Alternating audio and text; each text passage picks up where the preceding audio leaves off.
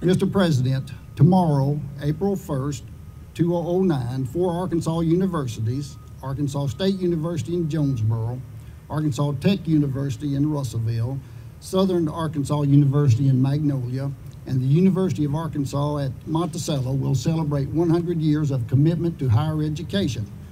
On their centennial anniversary, I want to recognize the enormous contribution these institutions have made to Arkansas and our nation. Senator Lincoln then graciously entered into the record an excellent history of each school and has concluded with the following remarks. Mr. President, what wonderful gifts to the people of Arkansas that our legislators bestowed upon us a century ago. As each university celebrates this year, I want to add my voice to the chorus of Arkansans who celebrate this milestone. We have so much of which to be proud.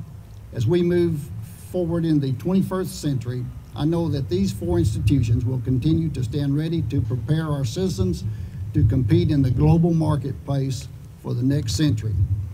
We're grateful to Senator Lincoln for these historic remarks and both Senator Lincoln and Senator Pryor for their continuing support for Arkansas State University. Thank you.